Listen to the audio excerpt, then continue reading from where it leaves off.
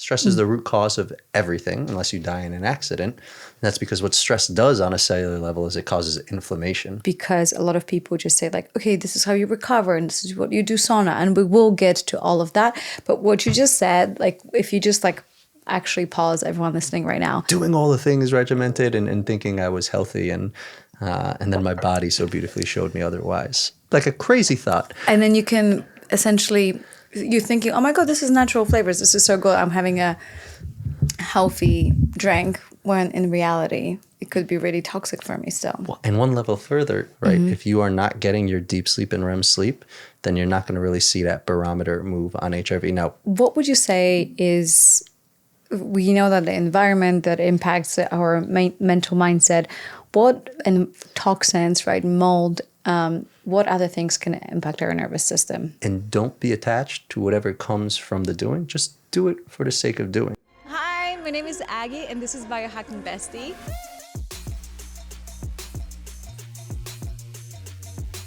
The one-stop shop for a modern queen, where you can find biohacking courses, self-growth courses, and where you can find the most incredible community of women so you can hit all of your biohacking goals and beyond. And we're back on Biohacking Bestie, and I have the privilege to call Salim my very good friend. Salim Najjar is also an expert in HRV and is otherwise known as That HRV Guy on Instagram. Salim, welcome to the show. Thank you so much for having me. And it's truly a privilege to finally be on your show. I've been a big fan of everything you've been doing for the space for a while. So yeah, and I'm happy to call you my friend. I'm so happy to call you friend, and I'm so happy that you're here. And honestly, I haven't been so excited to have a guest on the show, just because I feel like you have tapped into a niche that is not even a niche, is the core of biohacking. And I'm like, why is no one doing this? And why is no one talking about it, or hasn't been talking about it to that extent? So I'm so happy that you're here. And for those of you who are a little bit terrified or scared or intimidated by the word HRV, and you think it's going to be sciencey and manly, it's not going to be. It's going to be fun, and it's going to be relatable, and it's going to be all the reasons why you're struggling with your hormones and weight loss are going to be explained in this episode. So listen up, because it's going to be a really, really good one. What is an HRV? What is HRV? Yeah. HRV stands for heart rate variability, which is actually measuring the variance between each of your heartbeats in milliseconds.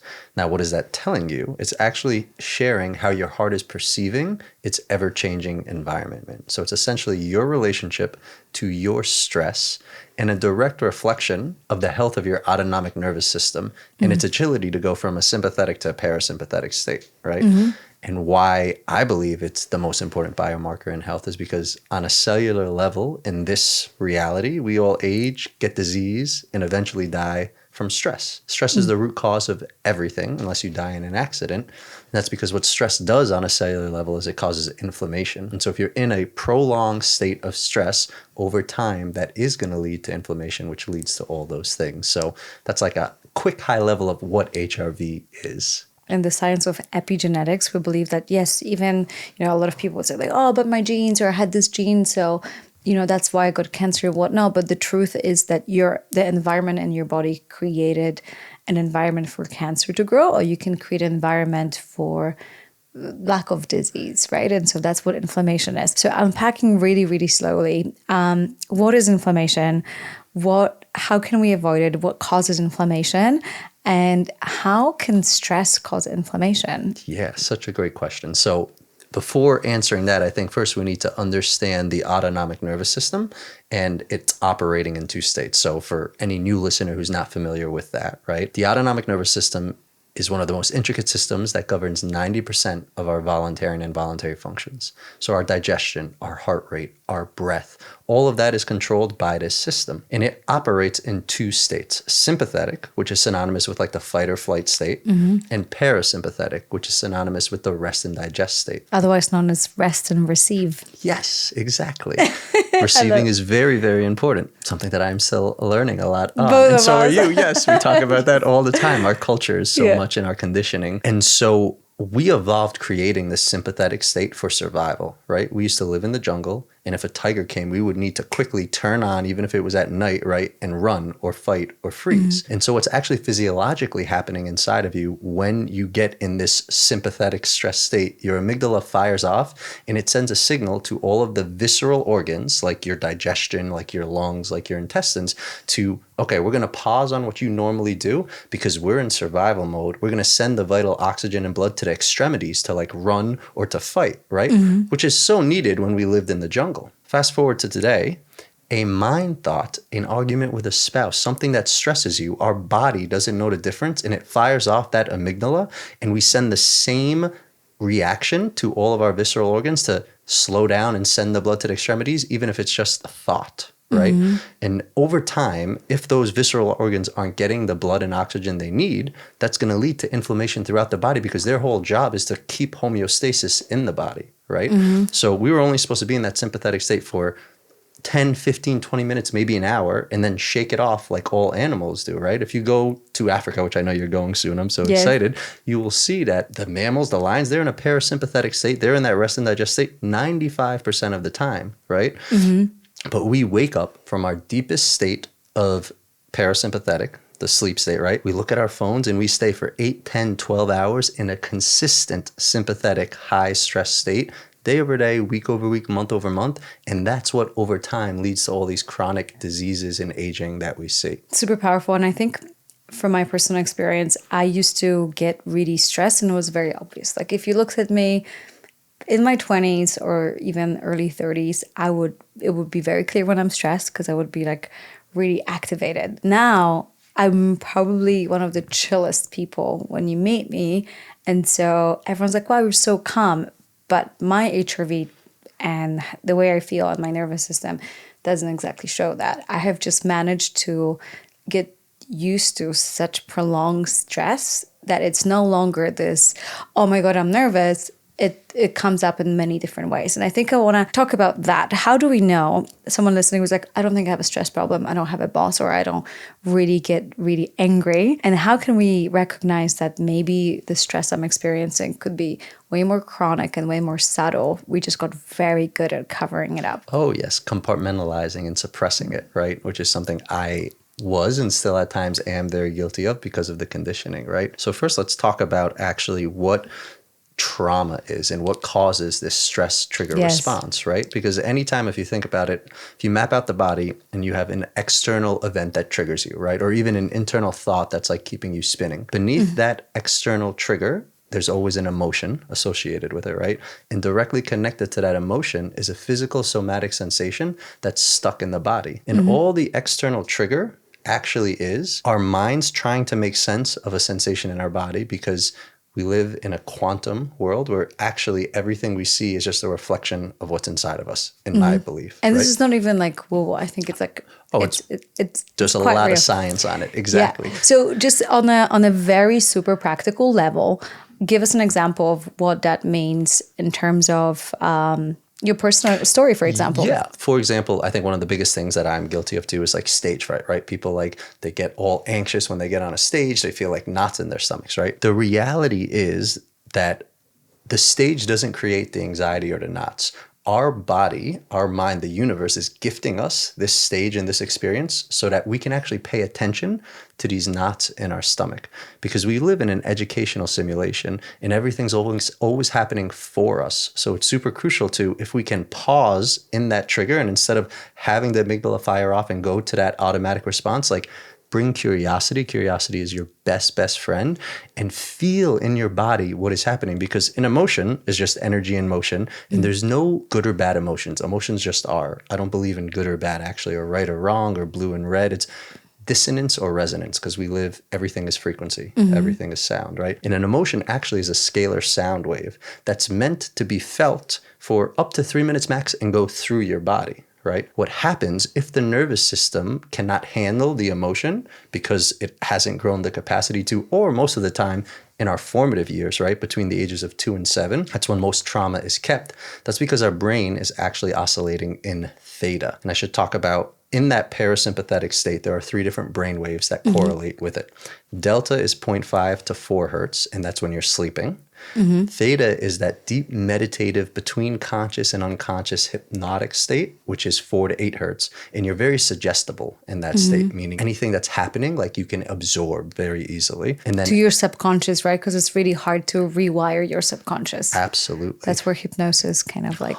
That is the hypnosis state. Yeah. Yep. And then alpha is known as the flow state, like an athlete. So you're awake, you're conscious, but the monkey mind is off and you're focused on one thing, right? And you're really good at it because your mind isn't concentrating on all these things, right? And that's 8 to 12 hertz. Now that theta state is what our brains are oscillating between the ages of 2 and 7, right?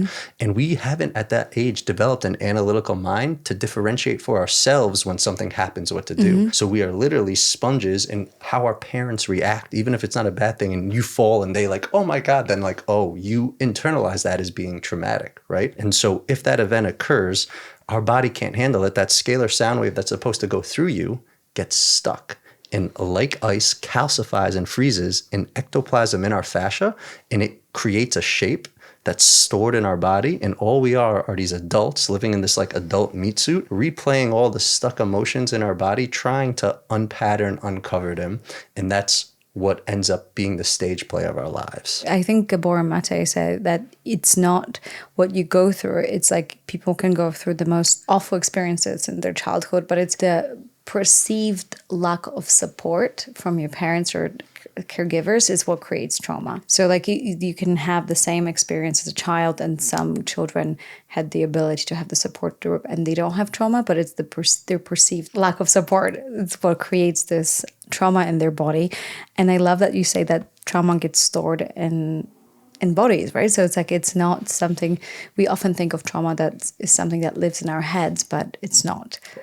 It's in our bodies, and there's an incredible book, The Body Keeps Score. Not sure if you read, but it just talks all about that. Our body is literally an Akashic record, not just of our life, also of like past lives as well, which is a whole nother tangent. But yeah, so HRV is also really a reflection of how much are you in your body, how much are you listening to your body and heart, and out of your mind, right? Because our body is the most intuitive instrument. It's our connection to source. It's our connection to everything.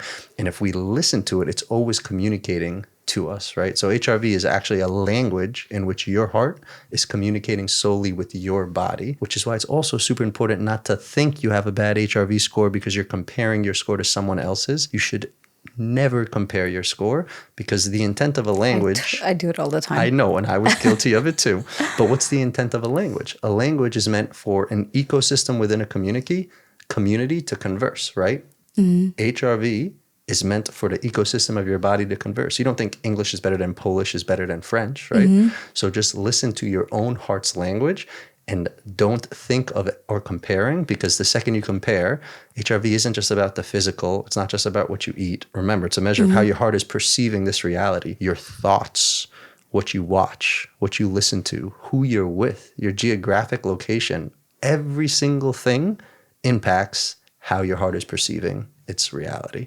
Wow, so beautiful. Okay, so let's talk about how we track the HRV, and we're going to talk about all the things we can that impact HRV, because you mentioned the environment. So how can we even like measure it? Like, I know that, what was your HRV last night? Last night, I believe I woke up and it was 83. Yes, 83. I was at 31. I checked right before this interview. Yeah. So like, how does one measure? Yeah, so there's so many different technologies, modalities out there. I use the Oura Ring just because it's minimal and it's on the finger, but there's Apple Watch, there's Whoop, right? There's athletes have like straps, which is like the most like accurate. That was my next question. Which one's actually more accurate than the other? And the thing that I've come to understand is that the accuracy is not as important as the consistency, right? Because it's, again, the actual number itself doesn't matter. You use it as a language. So to me, what matters most is what your baseline HRV is. Because if it's actually measuring, which it is, the variance between each beat, your heart beats 40 to 60 times a minute. That means that number is changing 40 to 60 times a minute, right? And especially when you're awake, if like something happens, the lights turn on, you see something, like it's going to fluctuate like crazy because it's supposed to, right? What's more important is to know what your baseline is, and what all those like the Oura, the Apple Watch, the Whoop do. They take your average nightly, which I think is the best for a baseline, because your eyes are closed and you're in like a resting state. And that reflects the load and stress you put on your nervous system and heart mark from the day before. And so your average baseline, I define as your last 30 days, what your nightly average was. And so when you wake up, if you know your baseline last month was 30, right? And you woke up today and it was a 33, well, that's your heart telling you, hey, you've done good. Like you've consistently, like I feel like you didn't put any more stress. It's close to the baseline. You could actually even push it a little bit because it's slightly above the baseline. If you woke up and it was down at 25, right? That's your heart telling you you did something that was more stressful than it's used to. That's not a bad thing. That's just asking you to honor it. Do a meditation, do something that fills your body up, relax. We are so conditioned, especially you and I in our cultures, grinding, going as entrepreneurs, like just go, go, go, never stopping. And like you said, receiving, relaxing is equally important as going, because then you could go even more, right? Which is really hard to uncondition yourself from that perceived need to, like, I just feel like it's so selfish, right? So we talk a lot about like, we feel like we need to be selfless and always be giving and da da da. But at the same time, receiving is really a skill, I would say, especially for anyone who comes from like Lebanese culture or Polish culture, that we're just conditioned to always give, almost out of the empty cup. What impacts our HRV? And then we're going to talk how to improve it. So you mentioned environment. What else can impact our HRV? Every single thing you do impacts how your heart is managing its environment. So in my opinion, the most important thing is the conversation in your head, right? Your mental thought and where you are at and what you are thinking impacts it more than anything. And I'll give you a couple of examples of that. My story, right? So I had a massive surgery last year and I dislocated my shoulder pretty bad. And the day I dislocated it and I went to the ER and they had to like dislocate to relocate it, I was in a lot of pain, tore my labrum, fractured 30% of my shoulder socket off, like pretty intense injury that ironically I asked for, right? I got on my birthday last year, I asked to step into less doing, more being. And I got gifted from you guys in the community a Super 73 e-bike. And I took it for its first spin and this happened, right? And I woke up. Be careful what you wish for. Be careful what you wish for. And I woke up the next day and my HRV was down at 33, which for me, my baseline at the time was 160, right? So that is from 160 down to 33, a drastic sign that something happened, which I know. I injured myself. That's going to happen, right? And it's likely because it's a visible physical thing, but a lot of times it's not, right? So it's like a good indication, like, okay, I have a validation that this big stress on my body had a direct impact on my HRV. So when I see that drop and I can't see anything physical, that means there must be something going on the inside. Totally. But what's crazy is that day I got on a call with my coach. I told him the whole story and he laughed. And he goes, what did you ask for your birthday? And I remembered, oh yeah, let's do more being. He's like, well, let's break down the body spiritually. The arms represent the doing. The torso, the body represents the being. The shoulder connects the doing to the being. So I literally got exactly what I asked for from the gift in front of everybody that I asked for it. I just started laughing, was like, okay, this happened for me. What is the sign? What is the medicine? What is the medicine? And for me, it was to basically like take a pause and let go of my decade-old business that I've been running and finally go to Bali, which I called for my soul for so long. And 24 hours later, after this like realization, I woke up the next morning, same amount of pain, still dislocated everything, right? The torn labrum. And my HRV was 97. So I tripled my HRV simply from my relationship to my accident happening for me, right? And that instead of feeling like you're the victim and why did it happen? Now I can't go to my favorite yoga class and I can't do anything. And Exactly. So that really shows like how much your thoughts, more than the physical, because actually the physical is just a manifestation of your thoughts. And our bodies are, like you said, always speaking to us. And HRV is the first indicator of that. So if you see a drastic change and a decrease and nothing's happened physically, that's a sign something is going on internally, and to pay attention to it before it gets worse and it manifests into your body speaking to you, right? And there's a reason why you by far my favorite expert on the matter, because a lot of people just say like, okay, this is how you recover and this is what you do sauna, and we will get to all of that. But what you just said, like if you just like actually pause, everyone listening right now, when you pause and like hear it one more time, louder for people in the back, what you said, it's like, it's not the physical, it's not even the recovery that I had, it's not my environment, it's my perception of what happened to me raised my HRV. So it's literally stepping out of the victim mentality of it happened to me. are you kidding me? I would be thinking, are you kidding me? Like, I just got the brand new bike. Like, why? And you just like, wow, that was such a big gift. I wanted to do less. And there was a big resistance when things happen for us. We always think they happen to us. And we maneuver through life being the victim to our circumstances. It's almost like wake up, check our phone to see what are we going to do today. Okay, this is my schedule, this is what's happening, and these are the people I'll connect with, instead of coming from creator consciousness of like, what am I create, how do I want to feel? And that's, I guess, it's like the really missing piece that is really not quite there in the biohacking community, because it's very quantifiable and everyone's like 40-minute sauna and then this, I wouldn't be do X, Y, and Z. From my experience, you can do all the sauna in the world and all the supplements and your HRV can still be super low, and you can't sometimes change your environment. You can't get rid of all of your problems, but how you perceive them. So I want to take a step back and go back to, because I want people to get to know your story, your upbringing, your business, and your entire journey. Because I think at this point, we're all very much in love with how you see the world and that lens. And I think that's like the missing little puzzle piece for the HRV. Who is Salim?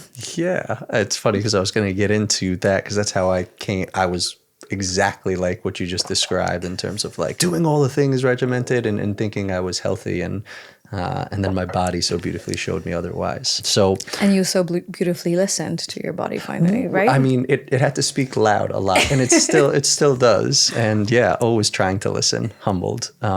So I'm first generation Lebanese, and I grew up in upstate New York. I went to school for engineering, as all Lebanese engineer, lawyer, doctor, right? And when I graduated, I worked at a nuclear power plant for 5.5 years. And that's when really my health journey started. When I was younger, when I was 7, my father actually passed away, and I'm the oldest of 3. So I very much, in those formative years we talked about, got put into being the man of the house, right? And so I was never really able to fully be a kid. And so much of my inner traumas and inner conditionings was around the giving, the nurturing, the people pleasing, the holding space, the always needing to support, because that little kid felt like he needed to do that. And that's also how he received love and validation from like his uncles and everyone in the family, right? How old were you? I was 7. And your siblings? My sister was 5.5. My brother was 4. We're all 18 months apart. And my father, actually, when I was 2, got diagnosed with bone marrow cancer, got his leg amputated.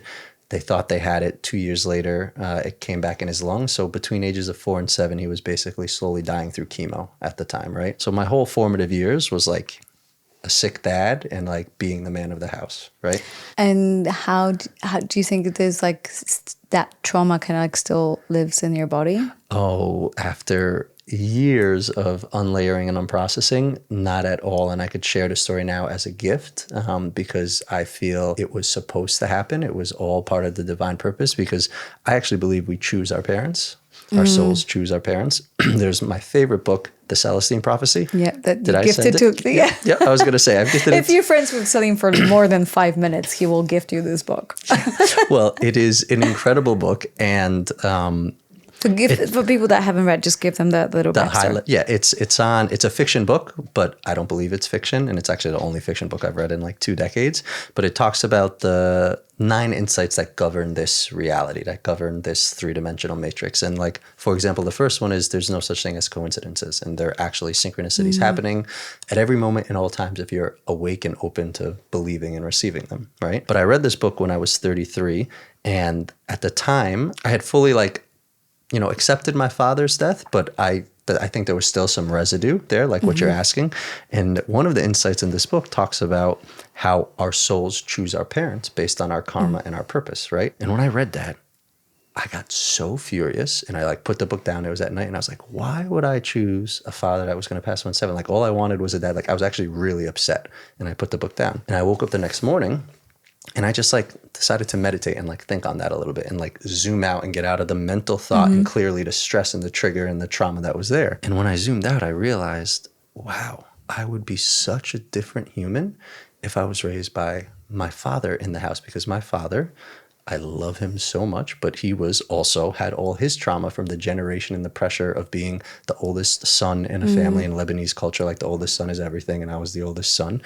And so he was like the most intellectual, charismatic. My mom would say you could sell air to a human. If you Google his name, there's over 20 patents in his name. He worked at Texaco and Chevron. So like brilliant PhD in chemical engineering, right? But very dominant masculine energy. And as I look at other Lebanese families and my cousins and people that were raised by like typical Lebanese males, that archetype and that trauma gets passed on. It's very hard to unravel it. But instead, he passed when I was 7. So I only had like 7 years of that energy in my life. And then I was raised by my mom and my grandma. And so by age 33, I could unravel and unlayer those so that I could step into my purpose. So it allowed me to accept his passing, which again, it's just the story you're telling yourself and the perception, right? Which was massive for me. So I really feel like that has fully gone. And I talk to him every morning, like during my practice. It's one of the things I do. Oh, no way. Yeah, absolutely. So, and that's actually what started my health journey. So when I graduated college and started working at the power plant, I had never fully like processed my father's passing. But then my grandma, who was my second mom,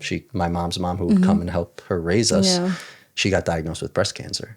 And I was like, oh my God, what is going on? 2 of the most important people in my life, cancer, everybody I know, someone has cancer, right? And so I started doing my own research. And I came across this Dr. Tullio Simoncelli, who's an Italian doctor who we can't say cured, but has supported so many cancer patients with testimonials and just insane stories with baking soda, sodium bicarbonate, right? Which is a natural alkalizer because he believes that cancer cannot thrive in an oxygen-rich alkaline environment, right? And I was just so mind blown at watching these testimonials and YouTube videos and hearing like people's results, but yet he's been ridiculed, license revoked, and imprisoned like along his journey, right? And for me, it was the first take in that we actually see what people want us to see, and there's so much beyond what we see, right? And so my engineering curious mind just went down every rabbit hole of like hydrogen peroxide and iodine and colloidal silver, all the woo-woo things, right? Just learning myself, like seeing. Well, but you have a good engineering background to actually understand and be like, wait, actually does add up if I look at it. Totally. And so that started with diet for me. And, I tried vegan, felt good, essentially from eliminating all the crap, but I wasn't happy. Vegetarian, same. I was pescatarian for about 4.5 years. And then 13 years ago, I was craving meat again. And I came across ketosis before, I believe the industry has ruined that word, way before. I became obsessed with the energy from cutting out sugar. So I would only drink water and unsweetened tea because the number one consumption of sugar in this country is beverages, right? Yeah. And because it's so well hidden, right? And it's just like, God, 37 grams of sugar in a Coca-Cola. It is mind-blowing. Like when I see someone pick it up. Which is recommended 25 grams a day, by the way, daily recommendations. And you have 37 grams in one glass. And it's liquid poison. And the bigger thing is, it's not that sugar is bad. It's just I look at everything as evolution. When we used to eat sugar as we evolved, it was with fiber and fruit. You're literally putting it in a beverage and it's liquid poison. Yeah. So my colleague at the time at the power plant was also health conscious and he loved bubbles. And we drink yerba mate every day. And he came up with this brilliant idea to brew the mate. He bought a soda stream. He cooled it. He put it in the soda stream. And voila, the first sparkling tea was born. And he brought it into work for me to try. And I still vividly remember the first sip in the cubicle. And I got the hiccups because I hadn't had bubbles in so long. And I was like, oh my God, love at first sip. This is it.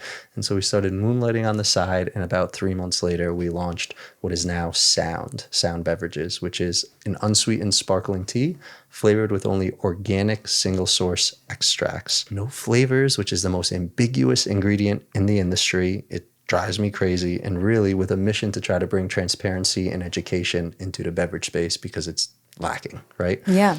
Actually, why don't we have some? Why don't we pause and have some? I have my fridge is like always stocked with some, so can I bring some? I would love that. Yeah, let's do it. Let's do it. Okay. We pause. I'll bring it up, so just so we have it on. Okay, so I am back, but we had a party on Saturday, so only one is cold because my entire that's fine. You stock of Sound. You have the cold one. Just got the demolished. Demolished. Yeah, that's what usually happens. I have a special drawer with Sound in my fridge, and I went back and I'm like, why is it? I'm like, oh yeah, we had a. All right, so this is it. Also, the sound of opening sound. Cheers. Cheers. So good. All right, so now that you've created this incredible sparkling tea, way ahead of your times, because everyone's still, that wasn't a thing. Yeah, it was a decade ago. No one was talking about ingredients in beverages, especially like flavors. Everyone thought like, a natural flavor is a good. The actual definition of a natural flavor is a portion of the ingredient is derived from a natural source and the rest can be synthetically made. And there's over 75 sub-ingredients that all can be approved under a natural flavor. So not only is it just you see natural flavor, you don't know what's in it. There's, my guess, at least 6 other sub-ingredients that are all just called natural flavor that the company doesn't need to proclaim on their label, right? So wild that Very gray area. consumers Yeah. don't know what they're consuming. Like a crazy thought. And then you can essentially, you're thinking, oh my God, this is natural flavors. This is so good. I'm having a healthy drink, when in reality, it could be really toxic for me still. Well, and one level further, even in organic flavor, because flavor is ambiguous. So we had our number one seller when we launched was a white tea peach ginger, and we had organic peach flavor in it. Certified organic. We think this is great. After about a year of digging into the spec sheet and finally getting it from the supplier, it was made, one of the sub-ingredients of the organic flavor was warmth with other natural flavors, right? And we said, okay, what are the other natural flavors? They're like, that's proprietary. We're not going to share that with you. And we're like, you're not going to tell us what you're selling us and what we're selling to people? They're like, no, we don't have to. And we had to discontinue the flavor because there's no way we were going to do that. But even in organic flavor can be ambiguous. So that's why we use extracts, because by definition, an extract can't have emulsifiers or other processing aids. And also citric acid is something it would be foolish not to talk about because it's in almost every beverage as a natural preservative. Because when you think of citrus, right, you put lemon on an avocado. And it sounds so healthy. Wait, what are you saying? So like every time I'm like, citric acid, I would think it's like a good thing to have, no? Totally. Except 90% of the citric acid on the market is derived on a black mold. Like that's how it's made. So it has mold in it. And there's so many studies, like it's insane if you just dive deeper into how you actually ingest mold. And it's the number one reason why you get sick. And it is, almost I think it's everything. Yeah, over 90% of. Yeah, well, in citric acid. So we have a whole blog post on our website. We have an organic citric acid that is literally only made from citruses. Now, yes, it's a lot more expensive, but that's the whole point of why we put it in there, to act as a clean So how am I preservative. supposed to know that, right? Like, how do I know if should I just avoid citric acid altogether because it's safer, right? Or just know the brands and question the brands and see, like us, we talk about it and it's organic citric acid, right? So you got to be very curious about what you're putting in your body at all times. So essentially what you're saying is that like all these drinks on the market out there that have citric acid, I have 90% of chance that I'm drinking mold. Yes. Now, let's caveat that with saying, one, the amount of citric acid is so small and the amount, right? But you're still doing that consistently time over time, right? So what happens when we ingest mold? That's definitely can lower our HRV. Oh, absolutely. Especially if you have mold exposure, right? That's only going to feed into a problem that could already be there, right? And especially if you're mold sensitive or any autoimmune, because mold, Lyme, all those things are all in the similar ballpark of bugs. So it'll definitely awaken or further support whatever is happening. And I think this is something that we haven't exactly talked on a podcast yet. And I don't want to waste our time here because I think that you need to be back and talk about all of these things in an environment, because it's like obviously one of the stressors is mold. Most people don't realize they ingest mold through cashews and almond milk and then coffee. Peanuts, all those things are highly mold. Yeah. Yeah, and so crazy. Anyways, so you created sound. So a decade ago, we ended up quitting the nuclear power plant job and starting a beverage. The best story. Very, very, very natural evolution, and having no idea what we were getting into in a rather challenging industry. And I moved to New York City, and that actually coincided with the birth of biohacking a decade ago, and Dave Asprey and Ben Greenfield and all these incredible people. And so my curious, like at the time, type A, like go mind was like, oh my God, ate it up, bought all their books, bought every single gadget you can imagine before everybody even knew about it, and was just trying everything, to the point where I was living in New York City. I was showing off, bragging. I was sleeping 5 hours a day, running 10 miles every other day, listening to audiobooks, raising money from over 150 people, running a beverage company, like just thinking I was winning, right? And literally showing off because of like all these other hacks and binaural beats and things I was doing. Was like, I feel great. I only need 5 hours of sleep so I could work the other 19 hours of the day, right? And 5 years of doing that and not listening to my body, my knee gave out from all the running, and it forced me, I say, on the beginning of my inward journey, right? And actually, I was so addicted to sweating and the endorphin release that I found Bikram yoga because I needed to sweat. The most intense kind of yoga. The most intense kind of, but for me, it was the first time my mind was forced to shut up for 90 minutes because it had to when you're in that room for 90 minutes, right? And it was... I'm sorry, I keep drinking, but it's really good. Don't apologize. And it actually goes with your outfit. Yeah, it does. Oh my God, yeah. Look at that. That was not planned. And that's actually, by the way, how I'm realizing now how you and I actually first met before we became friends, because you loved the product. And I think you were throwing Jacob a birthday or something like that. Yes. And you reached out to our team, and I hadn't moved to LA yet. And we had some mutual friends. Yeah. And we ended up sending, it was when we had the glass bottles to you, that chamomile one. Everybody loved that chamomile one. Yeah. So that's actually like was the first connection, which was so funny. But I remember it was like all the founders sending you some like teas. And I had this idea of like a really old dude, because I was like founder of this big tea company. I was like, I almost called you sir. I was like, thank you so much. And then I see it's just like, oh, I'm just a dude. Yeah. And so at that time that my knee gave out and I started my inward journey, it was Dr. Joe Dispenza's book, Becoming Supernatural, which for any analytical engineering like type A person, unbelievable at breaking down what's like viscerally happening inside the body and what Kundalini is and what the chakras are and like what happens when your pineal gland actually orgasms and produces DMT and like, which is the third eye, like all these things that like blew my mind. But in the beginning of the book, he just mentioned HRV and its relationship to stress. And because of my first 5 years of biohacking, specifically with one of my favorite companies, Newcom, which I've told you about, the only patented technology guaranteed to get your body in a parasympathetic state through binaural beats, right? I was obsessed with them. I was their hype man. I helped them raise money. They fly me over the world for events. I knew from all the research I did in that company that on a cellular level, stress was the root cause of everything, right?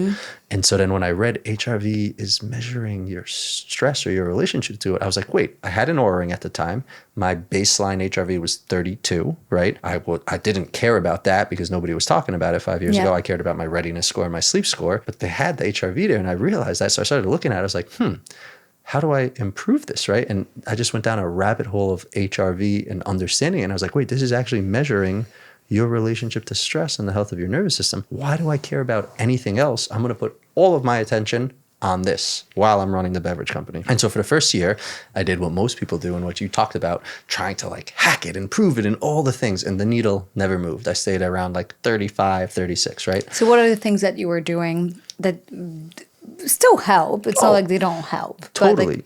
But like on a very like little physical level help. Yeah. I mean, I was going to Bikram yoga every day. I was doing cold plunges daily. I was using my Beamer mat, my higher dose PMF mat. I was using a hydrogen inhalation machine, all the gadgets, red light every day, all the things, right?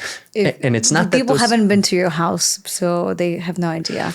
It's literally like walking into Upgrade Labs, except it's Salim's, in a nicer view. You have a way nicer view. But you literally have every single gadget that a biohacker can think of. Totally. And that's from those first 5-6 years, right? And it's not that any of those gadgets are bad or wrong. They're actually all great and serve their purpose. But we are all so unique. We need to listen to what our body's telling us and give it what it needs and use them with the intention to, I say, harmonize, right? Or to get your body balanced, not use them to go do more, right? Use them when you need to be more productive, but also use them when you need to recover, which was the transition about 5 years ago that I realized that, wow, I'm working so much on doing and pushing, and HRV is super important to recover and bring your body to homeostasis, right? So it was that journey. Yes. Yeah. And also finally a man who talks about receiving and being and just like not doing, because I think guys are very much, pushed through that era. And a lot of women, that's why I even said on my post today, I'm like, please listen to women experts, not men, because men come from this very much masculine, you don't need that much sleep. I'm like, I think most women and all of our nervous system issues come from like not enough recovery and not doing. But I also just had this realization that isn't it funny that like you could start a company called Sound and then you transition into the sound of the heart and truly listening to the sound of the heart. And the heartbeat and how that is something that you care about. Like it's changed everything. Yeah. And it's also the first sound of it's the unstruck chord, the heart. It's what we all are, right? We all are humming at our own frequency, and it's all like a fingerprint. There's no one heartbeat that's the same, right? So it's such a beautiful thing. And I believe it is our connection to whatever God, source, love, consciousness you believe in, right? Because actually, one of my favorite questions that when I get so much in thought, I remind myself to ask, what is systematically responsible for the electric signal that causes my heart to beat? that causes your heart to beat, right? That causes everyone's heart to beat. And the answer to that, science has not been able to like actually define, because it's not the brain, it's not the breath, it's not the blood, right? Nobody knows. No, nobody knows. But we do know, because the answer is source or consciousness or love or whatever you believe we all come from and go back to, right? And so if that's the case, then your heart is the seed of your soul, or your connection to, or all of our connections to, our highest self. The heart also happens to be the center of our nervous system. So our nervous system, which is an electric system, I believe is a bridge between where we all come from and our manifested reality that we create with our thought and our senses. And all our soul's journey in this carnation is to clear this electric bridge so that our soul can come through us, because all our souls actually want the same thing, because they're the same. We just have our own unique way of how that looks like artistically in this reality, right? And what is stuck in this electric system? All the emotions, all the stuck trauma and energy that just wants to be seen, felt, loved, and move on, right? Yeah. Wow, that's so beautiful. I feel like, where can we go from there? Like, I would kind of maybe just let's wrap up your story. The story, yeah. Right? So you're basically crashing, you getting into biohacking, and there's also that pivotal moment not too long ago that has happened in your life that you... Totally. So before that pivotal moment, the last 5 years of running the beverage company, then I did it with an awareness of this metric HRV. And so people always say, well, how do you improve your HRV, right? It's the number one question. And the answer is... Don't give people the answer. We'll do it later. We'll do it at the end. We'll give it at the end. It's coming. It's coming? Okay. I kind of want to know your story, and then we'll get to some tips and kind of like what helps, what doesn't, what improves, what doesn't. The story has everything to do with, essentially, I say training to be an emotional athlete, right? You actually have to put your body, put your heart in perceived stressful situations. Then you turn on your agency, you bring awareness, you take your body from that sympathetic stress state to a parasympathetic relaxed state. And now you're telling your heart and nervous system, oh, it's actually okay. And so the next time it happens, it can handle it, right? It becomes more malleable and resilient to handle more stress. And so I had a crash course in putting myself in the most stressed situation by running a beverage company and raising all that money. So every day I would consciously throughout the day, not just in the morning, use these biohacking technologies and tips, and then also Eastern stuff, meditation, plant medicines, all these different modalities to fluctuate between sympathetic and parasympathetic so that I'm not in a stress state 8, 10, 12 hours a day, right? So it was me putting myself in a perceived stressful situation and then constantly throughout the day getting out of it, that over 4 years, I was able to take my baseline from 32 to 160, 180 to peaking at 244, right?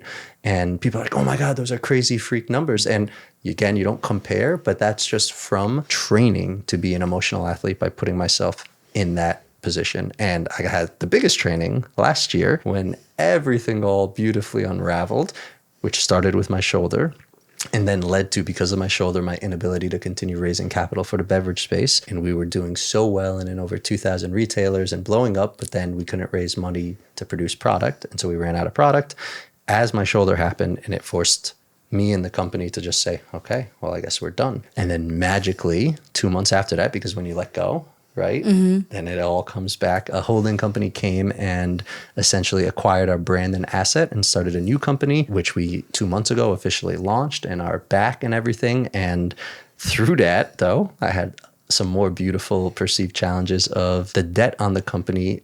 They only took the debt to our suppliers and the rest stayed on the company's name, which we dissolved. And I was the guarantor for it all. So it landed on my shoulders. So I also had to go through bankruptcy. So a physical death, a like business death, and a financial death, right? But again, all these are perceived deaths because this doesn't define me. My money doesn't define me. My physical body doesn't define me, right? It's my soul. It's how I feel that defines me. And so it was a beautiful surrender, and it allowed me to go travel to Bali, which I loved, and we got to enjoy Thanksgiving together. And now we're going to bring so many people there because you are so right. You were ahead of your time in getting out there. And I can't wait to go back this year and just be on this like full surrender and trust to everything that's happening is happening for me. And I've been able to get my HRV back to the baseline of 150 amidst going through all these perceived challenges, right? By continuing to just stressful. Trust. Yeah.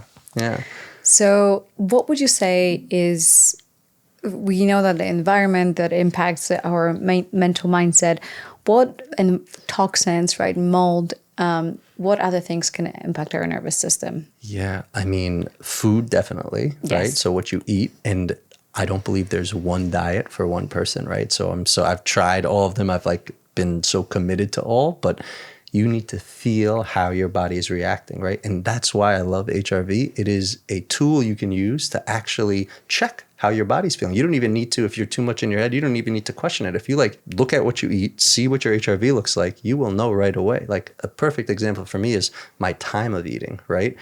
I find my HRV, my heart loves if I am done eating by 5 p.m. Like it Same. is so crazy and wild, even though it's so hard because we're so programmed, dinner and all the things, but it's just such a drastic change in my HRV. And I'm like, wow, this is what my body wants, right? Yeah, and you and myself and Adam, like we're paving the way for our community We're because trying. we both used to like Adam and I. Adam's crazy. But like I would have with Adam's a friend of ours, and I would meet him at Erewhon for 4:30 p.m. dinners because like we need to eat dinner before the sun sets in winter, and it used to be 4:45, so we would just meet because we didn't like that whole rule of not eating in the dark. But for me, it's such a big thing. It's like definitely something that's quite challenging. For example, with Jacob, who just eats like a bowl of oats. It's like, okay, I can go to sleep. And I'm like, how? Like But that's his body. And maybe it works for him. Maybe he needs to look at his HRV and see, who knows? But that's super important. So I eat intuitively, right? So eating for sure,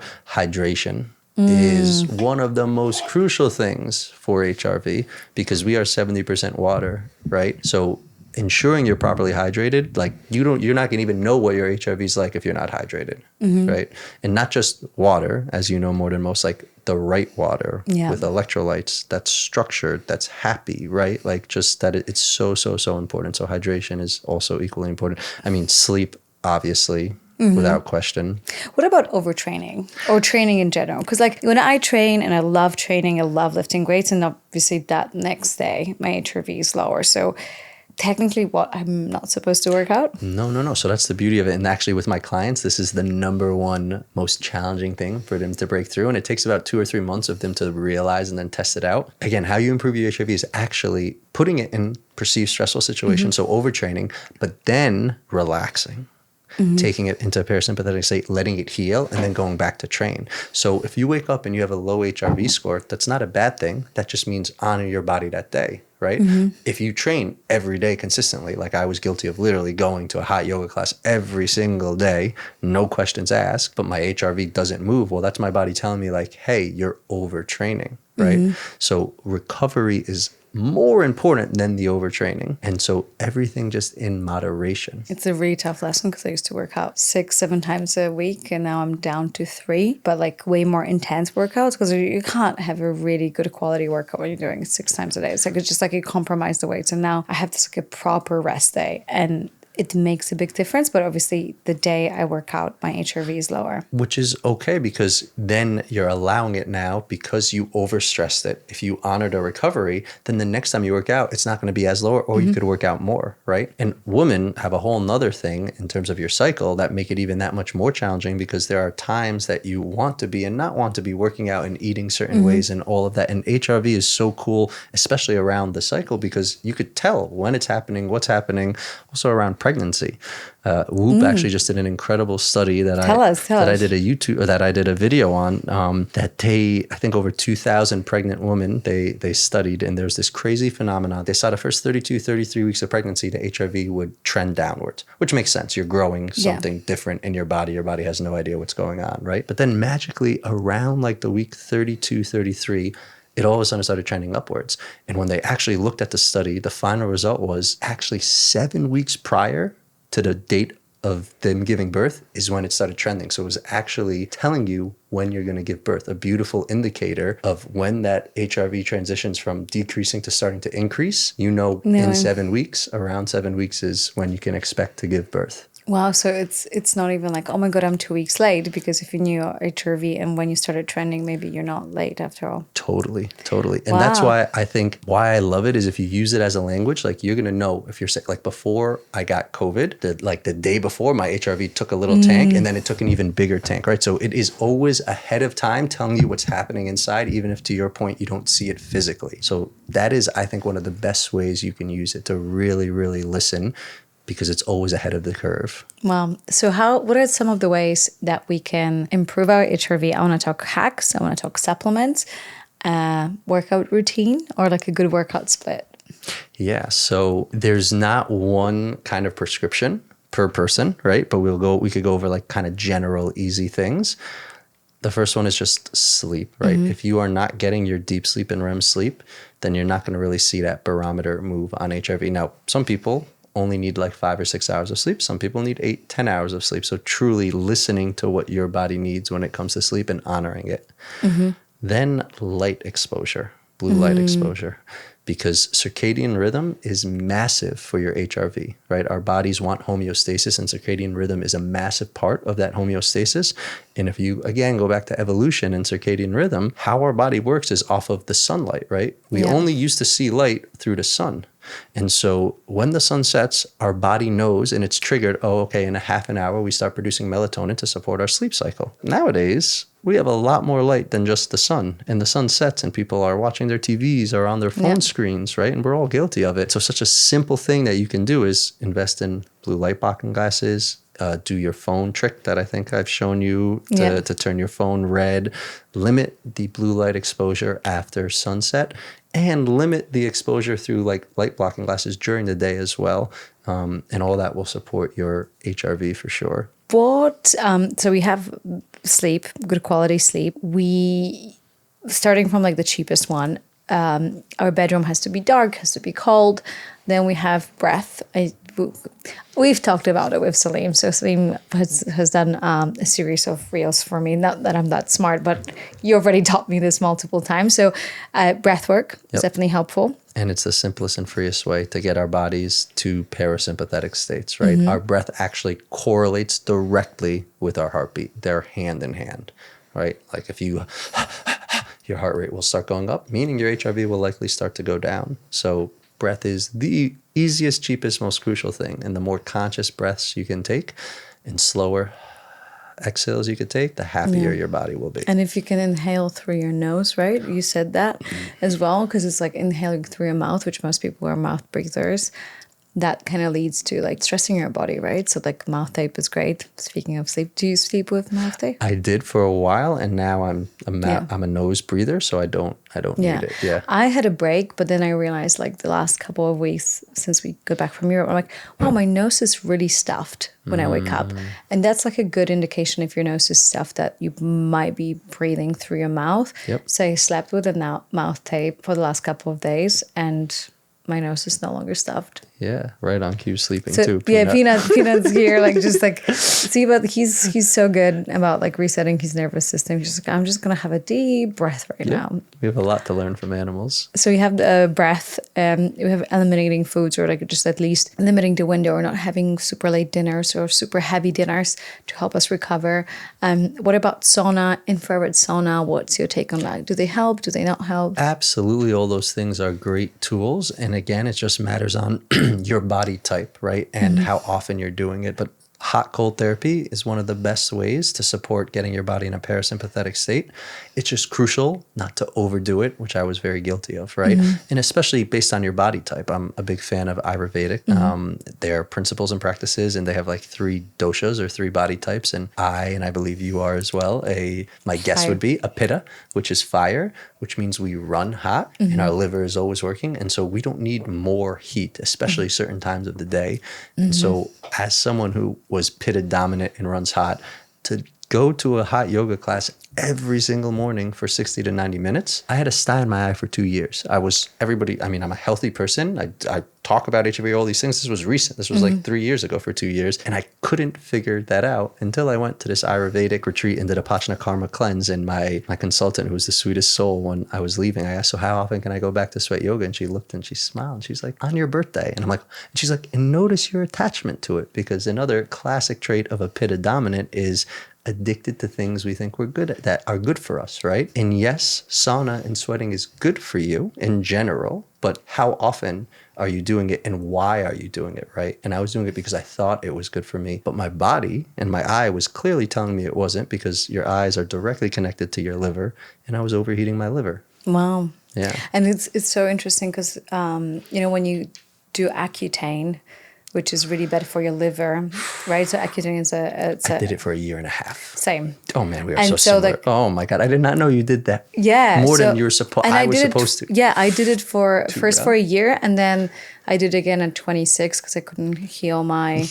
So it's like once at 19, then once at 26. I was like, I don't care. I just need to clear my skin. It's really, really Yep. bad. Super unconscious, not Oh, yeah, exactly we didn't know any holistic. better. Yeah. So obviously the doctor's like, oh, it's really bad for your liver. I'm like, I don't even fucking know what the liver is. So I'll Yeah, take it. I Like just want whatever. this Do I acne need gone. really? Yeah. I'm Totally. like, do you need a liver? Like whatever. And then obviously the liver is something that I basically vastly struggle with right now, and so are my dry eyes. Like, and I went to a doctor. I'm like, I have really dry eyes, and I was climbing Kilimanjaro. The fact that I had dry eyes made my cornea popped. I had to go to a hospital. Like, I walked down from the tallest mountain with Africa with like not seeing with my eye in the most incredible pain ever. Michael Scusier was there with me, and he was just remember the amount of pain. And I went to a local doctor in Africa who took a pencil to just flip my eye out of his pocket to just like all of that. And it's like, yeah, dry eyes, like the reason. And obviously I was very nonchalant about like doing things that would impact my liver and then my eyes. So I love that you say that eyes are connected to liver, because it's very much true. And the heat in the body, and in hindsight, I probably should have not had dairy. Don't say that word, should. Yeah. But like there's many things that like Ayurveda recommends for people that are heat dominant, which is like avoiding caffeine, avoiding alcohol, avoiding spicy foods, right? Like not overheating your body, I think what's really, another thing I love about you as a friend and as an expert in this field is that you don't shy away from Eastern knowledge. I think it's kind of like you either stick with the Western or the Eastern. I feel like the Eastern doctors sometimes completely don't tap into the science technology because they're like, 700 years ago we did this. And so I'm like, no, it's different now. Like, way more stress. We experience more in 1 year than our ancestors did in an entire life. Like, right, the amount of information we process. So like we need slightly like up our game when it comes to recovery, but at the same time, it's not just about technology. In the last 100 years of research or the paper that came out 5 days ago, there were cultures that have thousands and thousands of years of experience. I love that, and I think you embrace both, basically. And I think it's so important because, again, I don't believe in right or wrong. So all these technologies and things are here for a reason, right? If we were living in a jungle like those old cultures were, we would only need what they had because that was fine. But we are now living in cities and trying to impact people on larger scales by having podcasts and doing all these things. And so we are exposing ourselves to all these other toxins and technologies. And so that's where all these tools can become extremely beneficial if you have the right intention for using them. Because what I have come to find on my like sabbatical journey was truly everything is all about intention and the frequency behind what you do. It's not what you do, it's why you do it, right? And so that whole saying, which I think you would resonate, and maybe I've shared it, but I'll share it again with you.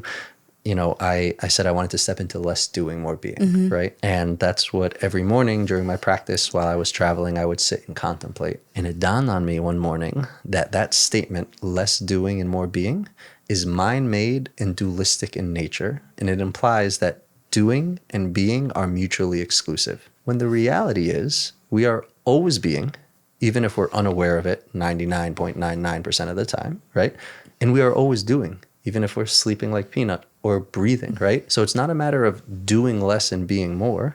It's a matter of the intention behind the doing, which for me and for someone like you who loves doing is so important. Like we are here to do, right? My favorite quote in Bhagavad Gita says, you have a right to your actions, but never the fruits of your actions.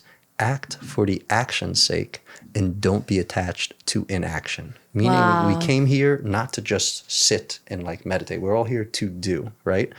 Act solely for the sake of what you're doing, the frequency behind what you're doing, and don't be attached to whatever comes from the doing. Just do it for the sake of doing, right? Yeah. And it's just so much to unravel. My coach Adriana, because you came to our wedding. I got to sit next to her at the... Yeah. Okay. Well, I did see you next to her. Which was I thought you so would, like, perfect. Yeah. Oh, yeah, she's great. And so she's like, Aggie, you need more rest, like you're constantly doing. And I'm like, okay, cool. And I said, Adriana, I spent a whole weekend doing rest. Like I've done it. Like she's like, okay, great. Overachiever over there. What's your intention behind that? I'm like, well, I'm resting so I can do more work. And she's like, exactly. And it's literally, and so we're like, why don't we unravel while you rest because you're not resting, so you can do more work or improve your HRV or whatever it might be, which is a good indication. It's like a little, it's like I always think like an alien movie. This is how our body's communicating with this number to us, or if you can actually sense your heart. But it's more so like you rest for the sake of resting because you're human and just it feels good without the agenda that I'm only resting so I can do more. Totally. Yeah, because it's just quite tinted. Wow, that was amazing. And I feel like my entire body just dropped into so much more. I thought you would like that one. That was a big Delicious. one for me. Yeah. And especially that it's like I resonate very much. Like, that's, I want to And rest. the other cool thing about HRV is I believe it's a direct measure of your connection to source and how much are you listening to your purpose, right? So the more aligned you are and the more intention and frequency you're putting towards your purpose, your HRV will very much reflect that. Because again, it's the nervous system is that bridge. So the more clear that bridge is, the higher the HRV, the more clear the bridge is, the more your soul is actually coming through you. Wow. Okay. So what do we do now? Like people feel, I can't imagine you got this far and you're not obsessed with HRV or Salim. So where can people find you? What can people do? What do they read? I mean, apart from me pushing you to write your book because there are no books on HRV and the books on nervous system that are out there are kind of hard to get through. That is What's happening. Next? You are a massive part of why on this next trip I'm going, a book will be written. Thank you so much in advance for the help around that because I know you did yours, which I love. And I'm so proud of you. I'm also working on a course, a 6-week course for HRV and nervous system regulation that will take a cohort of people through. And I've partnered with an app that I'm a founding member. It's called Source, and it actually allows you to measure your HRV just with your phone, so you don't need a wearable. So it'll be an app with the course, and then you'll get a guided set of prompts or meditations based on your HRV score from me to guide you through the day. So that's all coming out. And I think one last thing I just want to touch on in terms of HRV support and what the first thing I look to do with my clients or friends. Well, I was going to actually bring this back to your clients because there's we're not going to say who they are, but they're like top of the very top in the health industry that you coach, which is kind of amazing. I feel very fortunate, and it's always the best medicine for me because what I found on this journey is the thing that we do in this world is actually the thing that we need the most.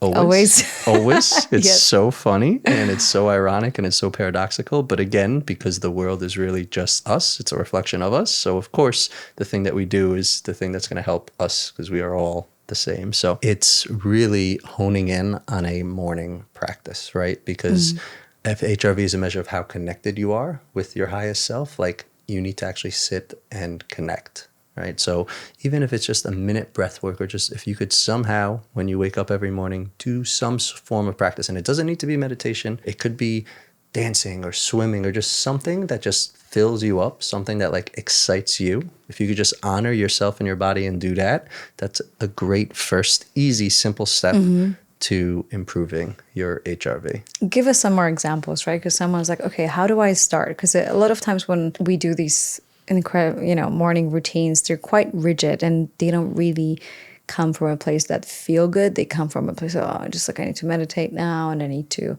do this and that. And you're talking almost what brings me joy. 100%. Yeah. If you don't want to meditate, if you don't want to do breath work, don't do that. Just do something that excites you, that doesn't involve work or you thinking you need to do it for someone else, right? Just wake up and Note to self. Yeah, note to everybody, note to myself too. And then the other thing is if you can really just become more aware of your interactions and your triggers with people, right? Because again, the most important conversation we have is the one that's happening inside our heads, which is happening at all times. And if you can become aware of that, if you could bring humor and levity to that, it changes your entire, the way you just see the world. I'm a big fan of words and etymology of words, as you know. And if I hear someone say, I'm sorry so much, or if I hear someone say, I should so much, should has the frequency of guilt and shame in it, right? Salim calls me out every 2 seconds about it. And you're getting so much better. Yes. And you're getting so much Because better. I know I am so aware that you're going to call me out that I'm like, watch my language now. So you're more conscious. And Yeah. your But you're the only one thoughts- that noticed out of every single one of my friends. You're the only one that just keeps calling me out. Because guess what I used to do? The same exact thing, right? And our thoughts and our words are what are creating our stage play, right? So it's super crucial to be conscious of what is coming out. My current coach and business partner, Michaela Grace, incredible woman who you'll meet someday. I was on a trip with her in Egypt on an expedition, and she talked about the importance of the etymology of words. And like some examples she gave that I love was like universe, right? Universe, one song. The universe is like one song, and it's like right in front of us. My other favorite one she gave was humor. Hue, more. Color, more. Humor brings more light, more color into the world, right? Wow. And it's so crazy because you don't like, who made that? Like, how did that even happen? There's something obviously much Yeah, we bigger. just spell it differently, but it's literally that's Totally. right there in front of our eyes. So when we were doing a meditation of hers, I had a whole download on the word assume, right? And growing up, I always was told assume is don't make an ass out of you and me, right? But I saw it broken up into 3 words. As, sue, me. And I was like, what does sue mean? I got curious what sue, S-U means. And the Latin origin of the word sue is in. As, in, me. Anytime you assume something, now I instantly pause. I bring curiosity to where that's in me because I'm judging someone. I'm assuming mind blown, right? And it makes it a game. And I love games and I'm competitive so if I could gamify this beautiful educational simulation we're in, it just makes it that much more fun for me. And it allows me to pause and just reflect on, okay, someone cut me off and I'm like, oh, that. And I'm like, wait a second, like, no, as in me? What's in me? me? I manifested that happening to me. Where is that for me to work on, to laugh at, to feel, right? And once you start just making this whole thing a game, you'll watch your HRV scores start to skyrocket because, again, your relationship with your life just becomes happier. And that's, at the end of the day, what HRV is measuring, your happiness, how happy you are. And, we're very much both into, maybe at least I am, but we know a lot of people that are into Kabbalah, which is all about pause. And as you were speaking, I had this like reflection download that HRV is the opposite of urgency. I think when I operate from a place of urgency, and a lot of times you wake up of like, I need to start work because I don't have time for myself because it's like quickly. And urgency is the language of ego, and it's almost like decreases our HRV because we feel like we always have to be doing things right now and right here. Versus what I have noticed with you, it's like you have just created so much pause in everything that you do without assuming. It's like, we'll see. I don't know if it's good or bad.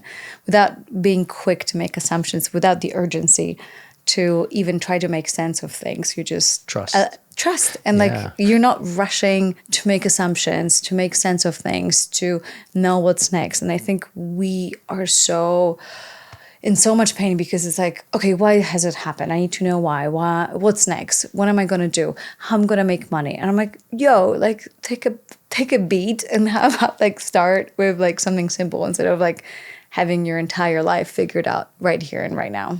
Yeah. And what you can do when you feel that urgency is pause, breathe, because you're actually operating from your limbic brain, the sympathetic. It's like that fight or flight mode because it thinks the situation is urgent or you need to do something for someone else based on a prior belief which served its purpose at that time, right? That's the thing. All these traumas and beliefs we have, like they're protectors. We were a younger version of us that felt like we needed it. But now you're adult Aggie who's beyond successful, who's crushing the world, who's doing so much incredible impact. The urgency doesn't actually need to be there. And so it's a matter of befriending that little girl inside of you when that urgency comes and just having compassion. And like we talked about the other day, like bringing her to the table, having this like conversation in your head and being like, oh yeah, I know why you think that, but look at what we have and look at what we've done. And I still want you here, but I don't need you to dictate my reaction to things and lead my life, right? I love you. I appreciate you. And big girl Aggie's here and she's the one that's going to decide what's urgent or not. Yeah, amazing. Okay, Salim, where can people find you? Because you have to share your Instagram. It's That HRV Guy. Shout out to Ali who came up with that brilliant name, THAT HRV Guy. That's my handle for all social media. My website is that as well, thathrvguy.com. You could actually pre-register for that course, that 6-week course when it comes out on there. Hopefully in the next couple of months, there'll be some news around the book. Thanks to you and your support in that. And Yeah. Yeah. That was so fun. Thank you so much for your time. I love you. I love you too. Thank you so much for having That me. was so great. And I have so many more questions, so you do need to come back. Oh, pleasure. Anytime. Amazing. Anytime. Awesome. Thank you guys for listening. Thank you.